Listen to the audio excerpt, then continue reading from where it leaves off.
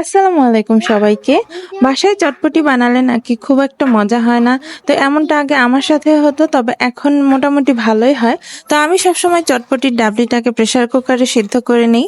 তো এর জন্য আমি ডাবলিটাকে ৭-৮ ঘন্টা ভিজিয়ে রেখে ভালো মতো ধুয়ে এখন প্রেসার কুকারে দিয়ে দিচ্ছি। আর দিয়ে দিচ্ছি হচ্ছে কিছু আলু মাঝখান থেকে টুকরো করে। এখন পরিমাণ মতো পানি দিব যেন ডাবলিগুলো ডুবে থাকে, এরকম করে। চটপটির কালারটা সুন্দর হওয়ার জন্য ১ চিমটি হলুদের গুঁড়া আর লবণ দিব। এখন মিক্স করে ঢেকে দিব। আর প্রেসার কুকারে সিদ্ধ করলে কিন্তু কোনো প্রকার সোডা লাগে না। ৩টা সিটি মারতে ৮-১০ মিনিট সময় লাগে, তাতেই সিদ্ধ হয়ে যায়। তো এই যে এখন আমার সিদ্ধ করার পর ডাবলিগুলোর এই অবস্থা হয়েছে।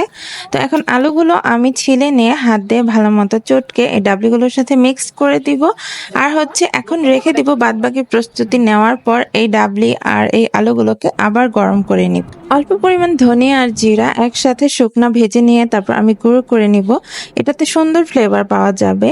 আর এখন হচ্ছে আমি তেঁতুলের টক বানিয়ে নিব। এজন্য আমি বিট লবণ দিয়েই সম্পূর্ণ টকটা গুলে নিব।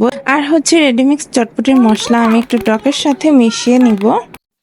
এবার 1/2 কেজি পরিমাণ ডাবলির জন্য আমি অর্ধেক প্যাকেট রেডিমিক্স চটপটির মশলা মিক্স করে নিয়ে হালকা গরম করে নেব এবার খাওয়ার আগের মুহূর্তে।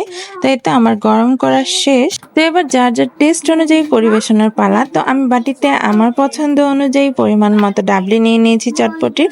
তারপর টক মিক্স করে এবার কাঁচামরিচ, পেঁয়াজ আর ধনেপাতা কুচি তো অবশ্যই দিতে হবে। তো আমার ঝাল খেতে বেশ ভালো লাগে, এজন্য আমি শুকনো মরিচ আর যে ধনিয়া আর জিরাটা আমি গুঁড়ো করে রেখেছিলাম সেটাও আমি দিয়ে দিচ্ছি। আর দিয়ে দিচ্ছি রেডিমিক্স চটপটির মশলাটা অল্প করে। এবার মিক্স করে নিয়ে এখানে আমি আগে থেকে সেদ্ধ করে কেটে রাখা ডিম দিয়ে দিব এখন। তো এখন শুধু ফুচকা দেওয়াটা বাকি। যার যতটুকু ইচ্ছে বেশি করে ফুচকা দিয়ে এখন শুধু মন ভরে খেয়ে নেওয়ার পালা। বাসায় বানালে মন ভরেই খাওয়া যায়, কারণ অনেক কম খরচে অনেক চটপটি হয় বাসায় বানালে, যেটা কিনে খেতে গেলে অনেক টাকা পড়ে যায়।